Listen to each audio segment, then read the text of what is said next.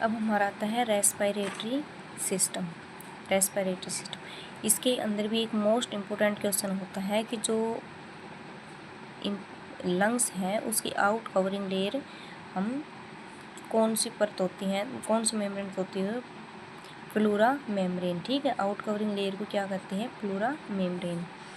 देखो ये हमारा डायग्राम है, तो ये हमारी नासिका, ठीक है, ये ग्रेशनी, ये कंठ जिसे हम लैरिंग्स बोलते हैं, ये फेरिंग्स, ये ट्रैकिया, श्वास नली, और जो श्वास नली के अंदर जो ये रिंग्स ऑफ कार्टिलेज, यानी कि जो कार्टिलेज की रिंग बनी होती है, इनका कार्य क्या होता है कि जो ये ट्रैकिया है इसको सांस लेते वक्त और छोड़ते वक्त ये आपस में चिपके नहीं, इसलिए इसके अंदर ये छल्ले से, ये रिंग से बनी होती है ताकि ये दोनों लेयर दोनों दूर दूर रहे।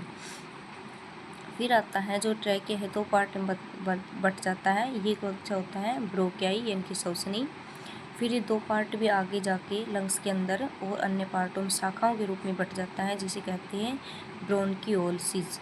ठीक है, फिर ब्रोंकियोलसिस के ऊपर ये हमारे गोल गोल अंगूर की तरह गुच्छे से होते हैं, तो इसे बोलते हैं हम एल्वुलाई। अंदर से खोखले होते हैं और बाहर की कवरिंग होती है। पसलियाँ, यानी कि हमारे जो लंग्स हैं इनके ऊपर की पसलियाँ होती हैं, यानी कि लंग्स को बचाने के लिए पसलियों का कवरिंग होता है। तो हमें एक में हमने कोशिकाओं को दर्शा दिया और एक इसमें हम पसलियों को समझाने के लिए दर्शा दिया। यानी कि ये हमारी लंग्स हैं, प्लूरा मेम्ब्रेन, जो ये ब्लैक जो लंग्स के चारों तरफ हो रही है, ये प्लूरा मेम्ब्रेन होती है। इनके लंग्स को घर्षण से बचाती है, बाहरी आवरण की चोट से बचाती है।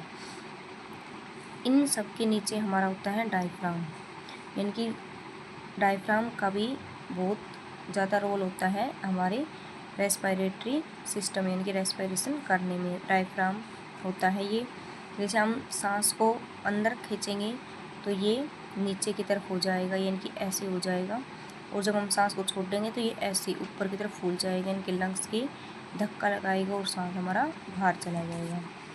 ठीक है, अब इसके अंदर क्या दिखा रखा है कि CO2 व O2 का विनिमय जो पर्यावरण, रक्त और कोशिकाओं के मध्य होता है तथा कोशिकाओं द्वारा उत्सर्जित CO2 का परिवहन कर फेफड़ों के द्वारा वायुमंडल में छोड़ा जाता है, श्वसन कहलाता है। जो हमारा बाहरी वातावरण है उसमें और हमारे शरीर के ब्लड में और उसकी कोशिकाओं में, इन तीनों के मध्य रेस्पिरेशन होता है।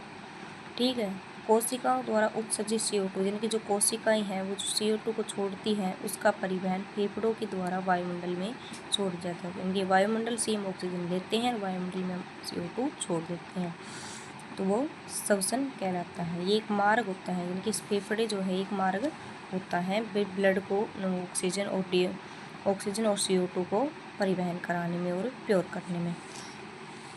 मानव श्वसन तंत्र, यानी कि मानव जो ये पूरा मानव श्वसन तंत्र है, इसमें कौन कौन से पार्ट है, क्या क्या इनका वर्क है, हम ये पढ़ेंगे।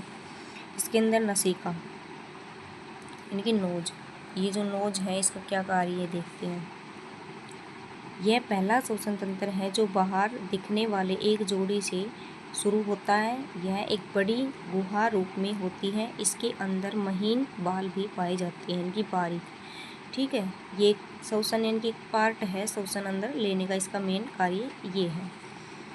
फिर आती है हमारी ग्रसनी और कंठ, यानी कि लेरिंग्स और फेरिंग्स, ये वाला सांस अंदर लिया, फिर हमारा ये लेरिंग्स और ये फेरिंग्स, यानी कंठ और ये ग्रसनी दोनों है।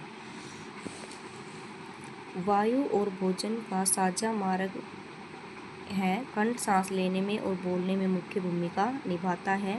निगलने के दौरान स्वर यंत्र पर उपास्थि द्वारा निर्मित एपिग्लोटिस से ढक जाता है।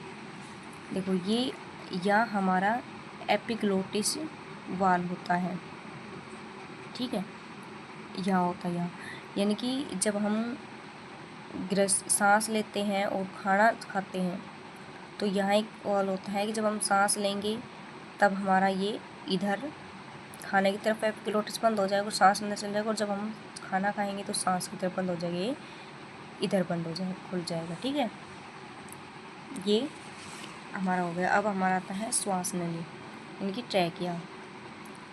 करीब 11 सेंटीमीटर लंबा तथा 2 सेंटीमीटर चौड़ा होता है जो हवा को पहुंचाने का कार्य करती है, और उपस्थिति इनकी कार्टिलेज सी प्रकार का छल्ले नुमा होती है। यह श्वास नली को आपस में चिपकने से रोकती है। देखो ये रहा, ये हमारा ट्रैकिया है और उसके अंदर ये छल्ले से होते हैं जो इस आपस में इन दीवारों को चिपकने से रोकती हैं श्वसन लेते और छोड़ते समय। ठीक है, फिर हमारा आता है श्वसनीय और नसिका यानी कि ब्रोंक्योई एंड ब्रोंक्योलिस। जो ट्रैकिया है ये आगे दो भागों में बटेगा, तब ये ब्रोंक्योई कहलाएगा। जब ये जो ब्रोंक्योई है ये दो भागों से अन्य जब आगे शाखाओं में जाके बढ़ता है तो ये ब्रोंक्योलिस कहलाएगा। श्वास नली दो भागों में बढ़ जाती है जिसे श्वसनी कहते हैं, यानी कि ये कहते हैं, और श्वसनी आगे चलकर कई और शाखाओं में विभाजित होती है जिसे श्वसनी कहा जाती है। यानी कि जो ब्रोंक्योई है ये आगे और शाखाओं में बटेगी तो ये ब्रोंक्योलिस कहेंगे। फिर हम आते हैं कुपिका यानी कि एल्वोलाई। ये गुब्बारे जैसी आकृति जो कि श्वसनिका इनकी ब्रोंक्यूल्स के अंत में होता है। इसके अंदर जो है ये ब्रोंक्यूल्स है, ये आगे शाखाओं में ब्रोंक्यूल्स में बट गए। इनके आगे जो एक गुच्छा टाइप में होते हैं, ये गुब्बारे टाइप में ये होते हैं। इसकी संख्या फेफड़ों में लगभग 300 मिलियन होती है। गैसों का विनिमय इन कुपिकाओं के माध्यम से होता है। ठीक है, इन कुपिकाओं के अंदर अगर पस भर जाता है तो हमें निमोनिया जैसी शिकायत हो जाती है, इनकी फेफड़ों का इन्फेक्शन हो जाता है। फिर हमारे लंग्स। फेफड़े कोमल तथा लचीले और गुलाबी रंग के होते हैं। पुरुषों के फेफड़े स्त्रियों के फेफड़ों से थोड़ी भारी होते हैं। ठीक है, दायां राइट फेफड़ा बाएं फेफड़े से छोटा और चौड़ा भारी होता है। जो राइट है वो फेफड़ा बाएं फेफड़े से छोटा चौड़ा और भारी होता है ताकि बाईं और हार्ट के लिए जगह बन लगता है। हमारा डायफ्राम, यानी कि डायफ्राम देखो इस आकार का था जब हम श्वसन छोड़ रहे थे, इस आकार का जब हम श्वसन ले रहे हैं। डायफ्राम नीचे आता है तब कोई व्यक्ति सांस लेता है। ठीक है, यानी कि नीचे आ जाता है, और जब डायफ्राम ऊपर जाता है तो कोई व्यक्ति सांस छोड़ता है, यानी कि जो ऊपर चला जाता है तो हम सांस छोड़ते हैं। अगला आता है फुफ्फुस झिल्ली यानी कि प्लूरा मेम्ब्रेन। ये क्या होती है, फेफड़ों की सतह पर घर्षण को कम करता है। इनकी फेफड़ों के चारों तरफ कवरिंग रहती है जो आपस में जैसे फसलियों की वैसे घर्षण ना हो। फिर आती हैं पसलियाँ यानी कि रिब्स। इसका मुख्य कार्य फेफड़ों तथा हृदय को सुरक्षा देना है। ठीक है, फेफड़ों और हार्ट के ऊपर की जो ये रहती है तो ये भारी आवरण की चोट से बचाती हैं। अगर ज़्यादा चोट लग जाए, ये ही भी टूट जाए तो हमारे फेफड़ों और हृदय को नुकसान पहुंच सकता है, वरना ये होता है। ठीक है, ये हमारा कंप्लीट श्वसन, ये हमारा कंप्लीट श्वसन है। इसमें ये nose, pharynx, larynx, trachea, bronchioles, bronchi, bronchioles, alveoli, ये हमारे मेन काम, और इसमें डायफ्राम का भी वर्क होता है।